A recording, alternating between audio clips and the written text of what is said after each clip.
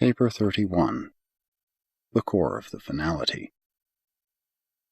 The Corps of Mortal Finaliters represents the present known destination of the ascending adjuster-fused mortals of time. But there are other groups who are also assigned to this Corps. The primary Finaliter Corps is composed of the following: 1. HAVONA natives.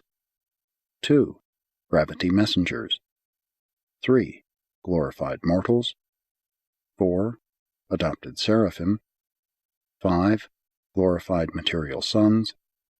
6. Glorified midway creatures.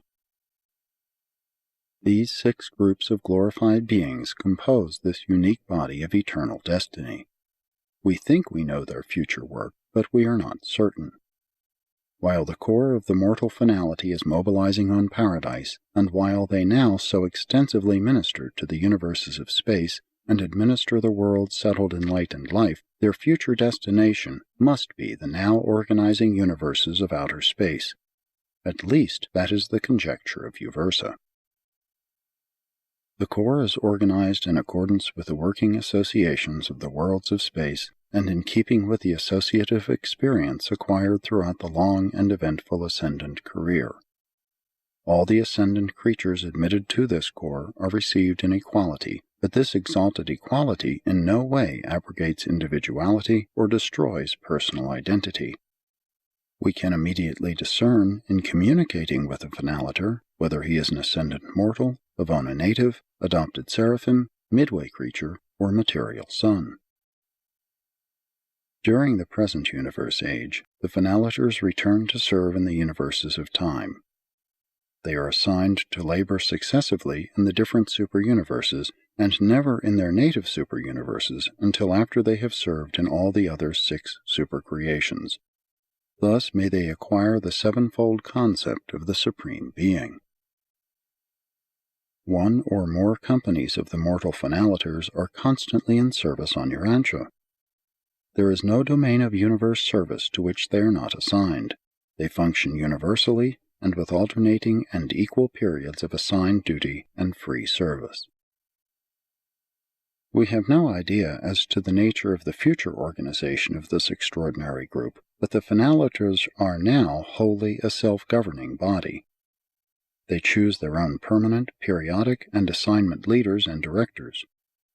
No outside influence can ever be brought to bear upon their policies, and their oath of allegiance is only to the Paradise Trinity.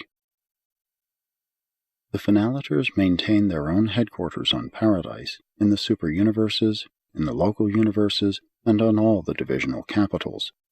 They are a separate order of evolutionary creation. We do not directly manage them or control them, and yet they are absolutely loyal and always cooperative with our plans. They are indeed the accumulating, tried, and true souls of time and space, the evolutionary salt of the universe, and they are forever proof against evil and secure against sin. 1. The HAVONA natives. Many of the HAVONA natives who serve as teachers in the pilgrim training schools of the central universe become greatly attached to the ascending mortals and still more intrigued with the future work and destiny of the Corps of Mortal Finaliters. On Paradise there is maintained, at the administrative headquarters of the Corps, a registry for HAVONA volunteers presided over by the Associate of Grand Fonda. Today you will find millions upon millions of HAVONA natives upon this waiting list. These perfect beings of direct and divine creation are of great assistance to the mortal Corps of Finality, and they will undoubtedly be of even greater service in the far distant future. They provide the viewpoint of one born in perfection and divine repleteness. The finaliters thus embrace both phases of experiential existence, perfect and perfected. HAVONA natives must achieve certain experiential developments in liaison with evolutionary beings, which will create reception capacity for the bestowal of a fragment of the Spirit of the Universal Father. The Mortal Finaliter Corps has as permanent members only such beings as have been fused with the Spirit of the First Source and Center, or who, like the gravity messengers, innately embody this Spirit of God the Father. The inhabitants of the central universe are received into the Corps in the ratio of 1 in 1,000, a finaliter company. The Corps is organized for temporary service in companies of 1,000, the ascendant creatures numbering 997 to 1 HAVONA native and 1 gravity messenger. Finaliters are thus mobilized in companies, but the finality oath is administered individually. It is an oath of sweeping implications and eternal import. The HAVONA native takes the same oath and becomes forever attached to the Corps. The HAVONA recruits follow the company of their assignment. Wherever the group goes, they go. And you should see their enthusiasm in the new work of the finaliters. The possibility of attaining the Corps of the Finality is one of the superb thrills of HAVONA. The possibility of becoming a finaliter is one of the supreme adventures of these perfect races. The HAVONA natives are also received, in the same ratio, into the Corps of Conjoint Trinitized Finaliters on Vice-Charrington and into the Corps of Transcendental Finaliters on Paradise. The HAVONA citizens regard these three destinies as constituting the supreme goals of their supernal careers, together with their possible admission into the Corps of HAVONA Finaliters. 2. Gravity Messengers. Wherever and whenever gravity messengers are functioning, the finaliters are in command. All gravity messengers are under the exclusive jurisdiction of Grand Fonda, and they are assigned only to the primary Corps of the Finality. They are invaluable to the finaliters even now, and they will be all serviceable in the eternal future. No other group of intelligent creatures possesses such a personalized messenger corps, able to transcend time and space. Similar types of messenger recorders attached to other finaliter corps are not personalized, they are absonitized. Gravity messengers hail from Divinington, and they are modified and personalized adjusters, but no one of our Uversa group will undertake to explain the nature of one of these messengers. We know they are highly personal beings, divine, intelligent, and touchingly understanding, but we do not comprehend their timeless technique of traversing space. They seem to be competent to utilize any and all energies, circuits, and even gravity. Finaliters of the mortal core cannot defy time and space, but they have associated with them and subject to their command all but infinite spirit personalities who can. We presume to call gravity messengers personalities, but in reality they are super-spirit beings, unlimited and boundless personalities. They are of an entirely different order of personality as compared with solitary messengers. Gravity messengers may be attached to a finaliter company in unlimited numbers, but only one messenger, the chief of his fellows, is mustered into the mortal core of the finality. This chief, however, has assigned to him a permanent staff of 999 fellow messengers, and as occasion may require, he may call upon the reserves of the order for assistance in unlimited numbers. Gravity messengers and glorified mortal finaliters achieve a touching and profound affection for one another. They have much in common. One is a direct personalization of a fragment of the Universal Father, the other a creature personality existent in the surviving immortal soul fused with a fragment of the same Universal Father, the Spirit Thought Adjuster. 3. Glorified Mortals. Ascendant adjuster-fused mortals compose the bulk of the primary core of the finality. Together with the adopted and glorified seraphim, they usually constitute 990 in each finaliter company. The proportion of mortals and angels in any one group varies, though the mortals far outnumber the seraphim. The HAVONA natives, glorified material sons, glorified midway creatures, and gravity messengers, and the unknown and missing member make up only 1% of the core. Each company of 1,000 finaliters has places for just 10 of these non-mortal and non-seraphic personalities. We of Uversa do not know the finality destiny of the ascendant mortals of time. At present they reside on Paradise and temporarily serve in the Corps of Light and Life, But such a tremendous course of ascendant training and such lengthy universe discipline must be designed to qualify them for even greater tests of trust and more sublime services of responsibility. Notwithstanding that these ascendant mortals have attained paradise, have been mustered into the Corps of the Finality, and have been sent back in large numbers to participate in the conduct of local universes and to assist in the administration of superuniverse affairs, in the face of even this apparent destiny, there remains the significant fact that they are of record as only sixth stage spirits. There undoubtedly remains one more step in the career of the mortal Corps of the Finality. We do not know the nature of that step, but we have taken cognizance of, and here call attention to, 3 facts. 1. We know from the records that mortals are spirits of the first order during their sojourn in the minor sectors, and that they advance to the second order when translated to the major sectors, and to the third when they go forward to the central training worlds of the superuniverse. Mortals become quartan or graduate spirits after reaching the sixth circle of HAVONA, and become spirits of the fifth order when they find the Universal Father. They subsequently attain the sixth stage of spirit existence upon taking the oath that musters them forever into the eternity assignment of the Corps of the Mortal Finality. We observe that spirit classification or designation has been determined by actual advancement from one realm of universe service to another realm of universe service, or from one universe to another universe, and we surmise that the bestowal of seventh spirit classification upon the mortal Corps of the Finality will be simultaneous with their advancement to eternal assignment for service on hitherto unrecorded and unrevealed spheres, and concomitant with their attainment of God the Supreme. But aside from these bold conjectures, we really know no more about all this than you do. Our knowledge of the mortal career does not go beyond present paradise destiny.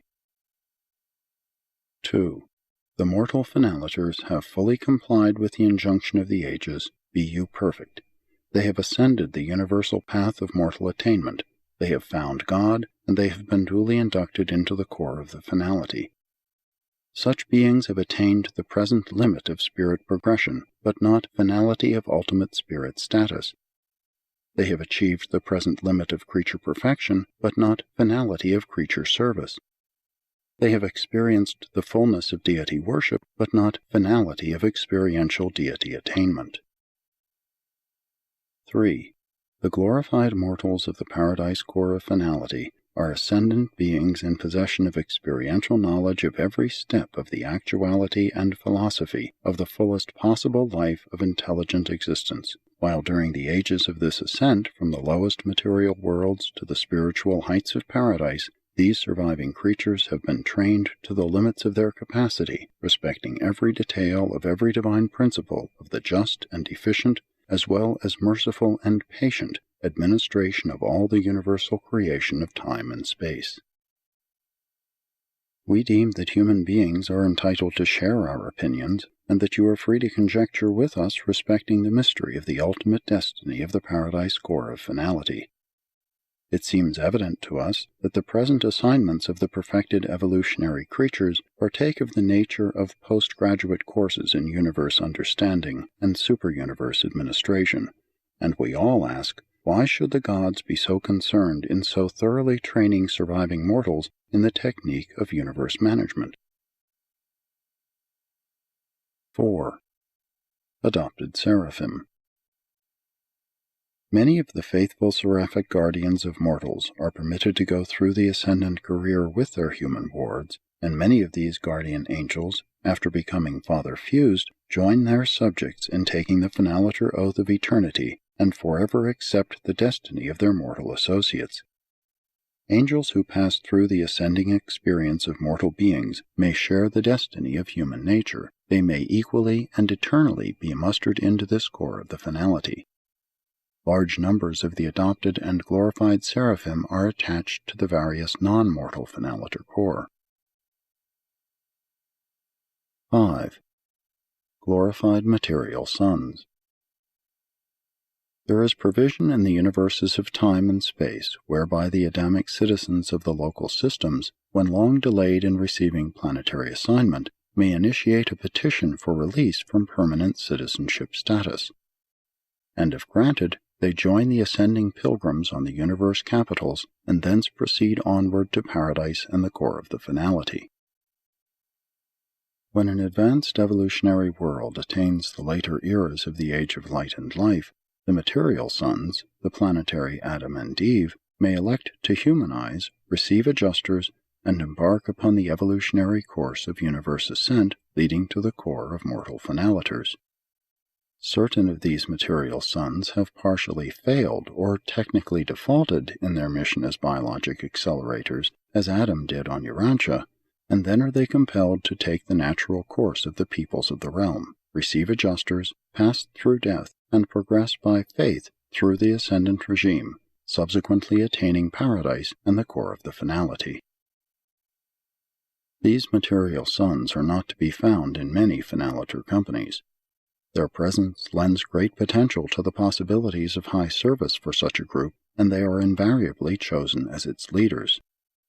If both of the Edenic pair are attached to the same group, they are usually permitted to function jointly, as one personality. Such ascendant pairs are far more successful in the adventure of trinitizing than are the ascendant mortals. 6. Glorified Midway creatures. On many planets, the Midway creatures are produced in large numbers, but they seldom tarry on their native world subsequent to its being settled in light and life. Then, or soon thereafter, they are released from permanent citizenship status and start on the ascension to paradise, passing through the Morontia worlds, the superuniverse, and HAVONA in company with the mortals of time and space. The Midway creatures from various universes differ greatly in origin and nature, but they are all destined to one or another of the Paradise Finality Corps. The secondary Midwayers are all eventually adjuster-fused and are mustered into the Mortal Corps. Many Finaliter companies have one of these glorified beings in their group. 7. The Evangels of Light. At the present time, every Finaliter company numbers 999 personalities of oath status, permanent members. The vacant place is occupied by the chief of attached Evangels of Light assigned on any single mission. But these beings are only transient members of the Corps. Any celestial personality assigned to the service of any Finaliter Corps is denominated an Evangel of Light. These beings do not take the Finaliter oath, and though subject to the Corps organization, they are not of permanent attachment. This group may embrace solitary messengers, SERAPHIM, SERAPHIM, paradise citizens, or their trinitized offspring, any being required in the prosecution of a transient Finaliter assignment. Whether or not the Corps is to have these beings attached to the eternal mission, we do not know. At the conclusion of attachment, these Evangels of Light resume their former status. As the mortal Corps of the Finality is at present constituted, there are just 6 classes of permanent members. The Finaliters, as might be expected, engage in much speculation as to the identity of their future comrades, but there is little agreement among them. We of Uversa often conjecture respecting the identity of the 7th group of Finaliters.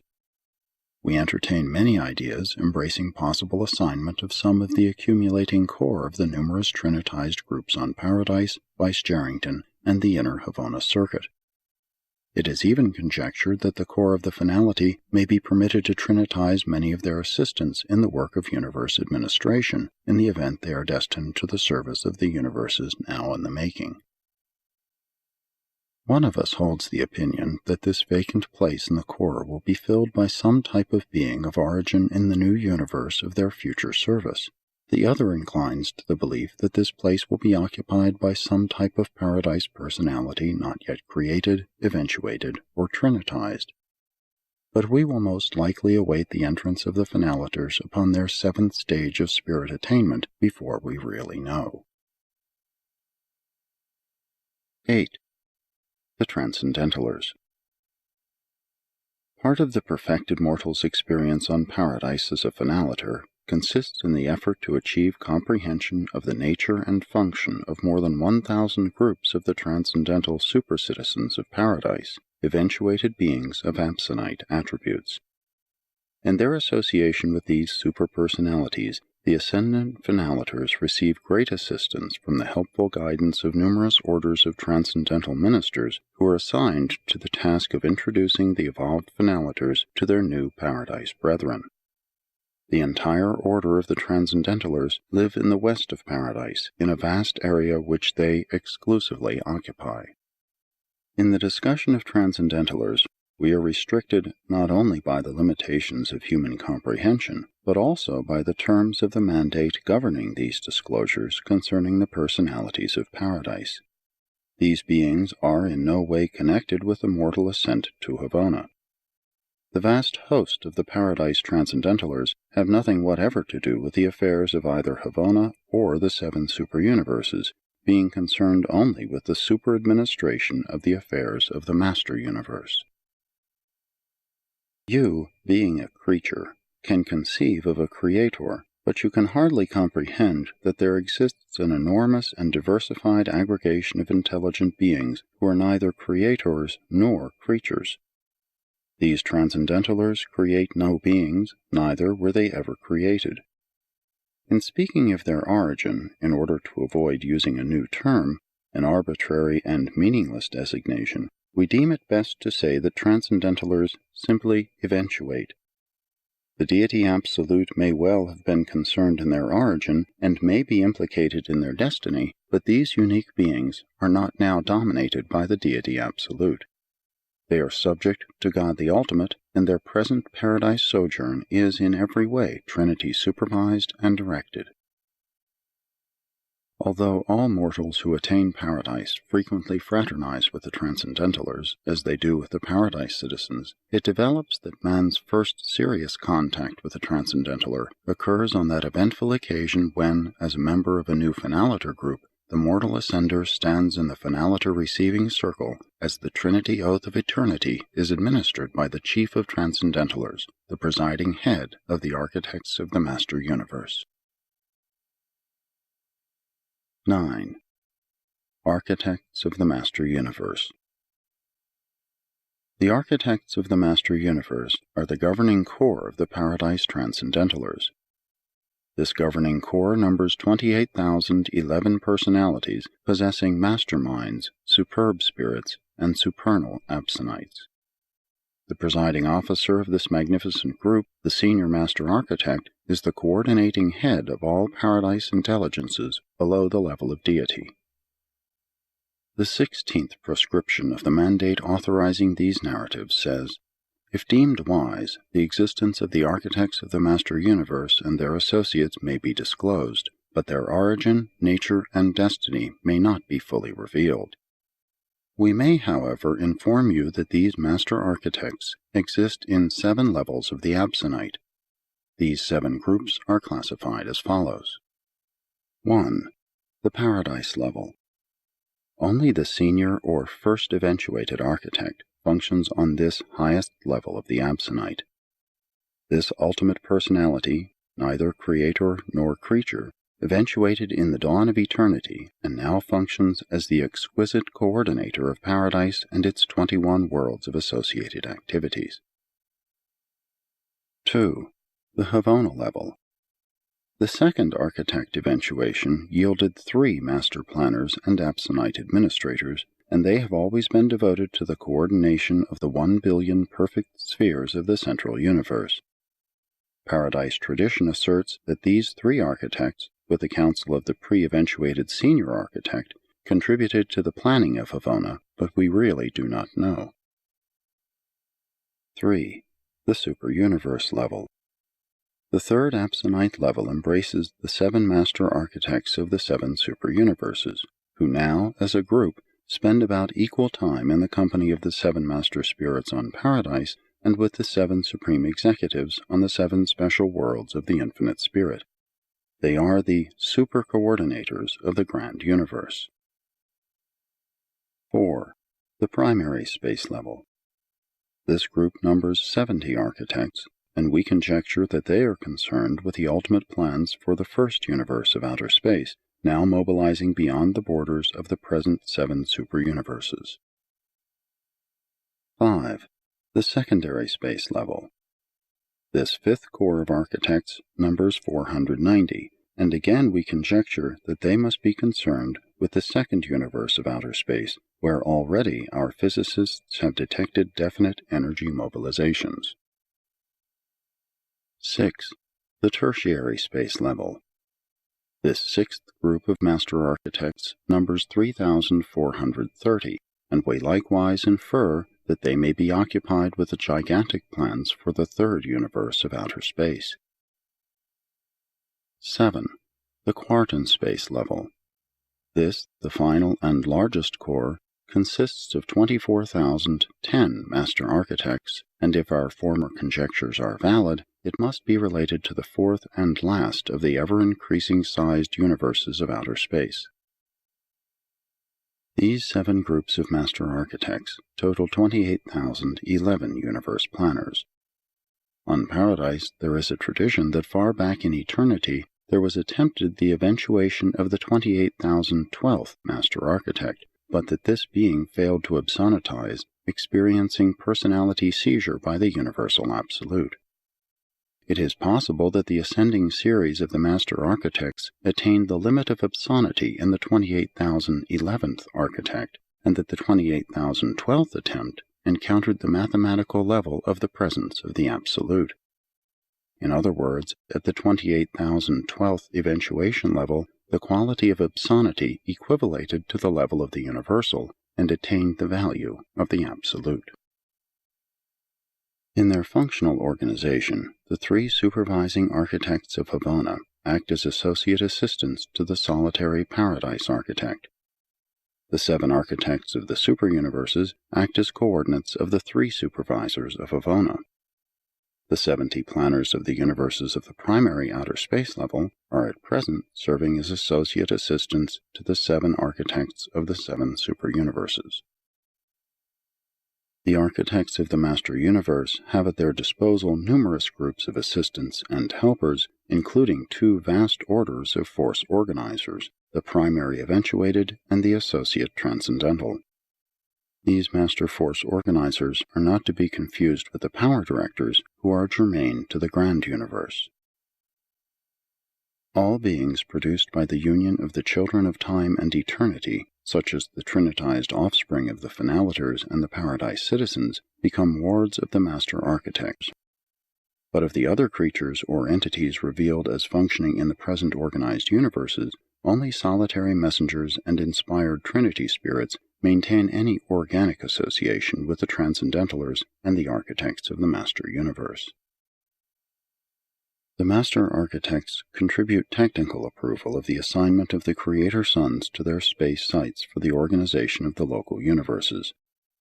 There is a very close association between the Master Architects and the Paradise Creator Suns, and while this relationship is unrevealed, you have been informed of the association of the Architects and the Grand Universe Supreme Creators in the relationship of the first experiential Trinity. These 2 groups, together with the evolving and experiential Supreme Being, constitute the Trinity Ultimate of transcendental values and Master Universe meanings. 10. The Ultimate Adventure. The Senior Master Architect has the oversight of the 7 Corps of the Finality, and they are: 1. The Corps of Mortal Finaliters. 2. The Corps of Paradise Finaliters. 3. The Corps of Trinitized Finaliters. 4. The Corps of Conjoint Trinitized Finaliters. 5. The Corps of HAVONA Finaliters. 6. The Corps of Transcendental Finaliters. 7. The Corps of Unrevealed Sons of Destiny. Each of these Destiny Corps has a presiding head, and the 7 constitute the Supreme Council of Destiny on Paradise, and during the present universe age, Grand Fonda is the chief of this supreme body of universe assignment for the children of ultimate destiny. The gathering together of these 7 finaliter corps signifies reality mobilization of potentials, personalities, minds, spirits, absinites, and experiential actualities that probably transcend even the future master universe functions of the Supreme Being. These 7 finaliter corps probably signify the present activity of the ultimate Trinity engaged in mustering the forces of the finite and the absinite in preparation for inconceivable developments in the universes of outer space.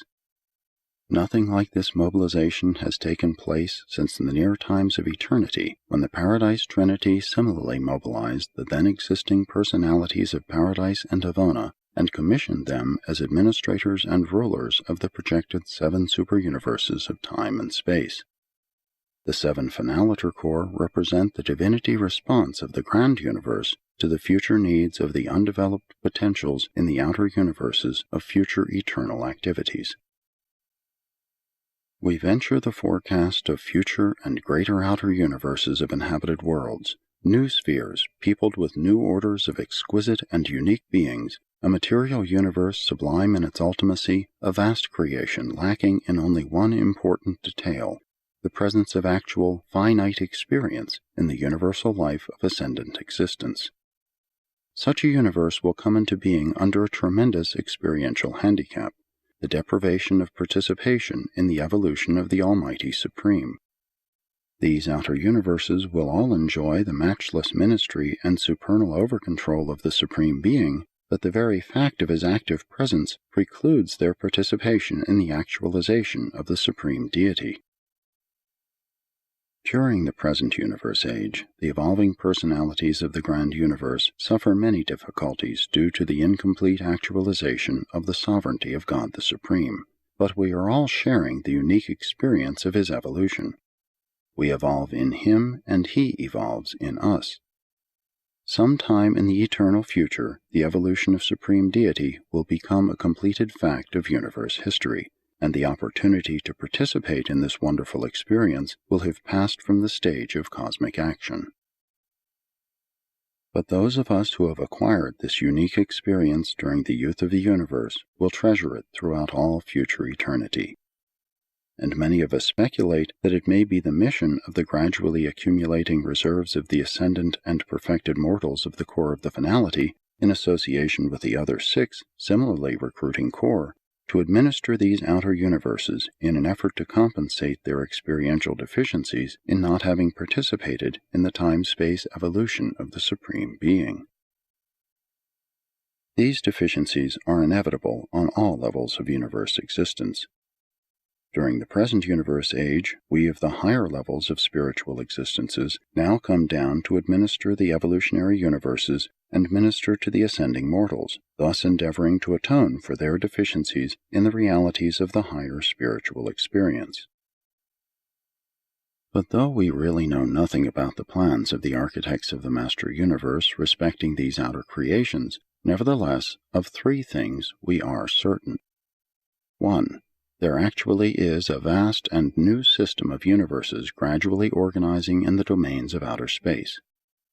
New orders of physical creations, enormous and gigantic circles of swarming universes upon universes far out beyond the present bounds of the peopled and organized creations, are actually visible through your telescopes.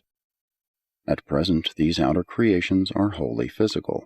They are apparently uninhabited and seem to be devoid of creature administration. 2.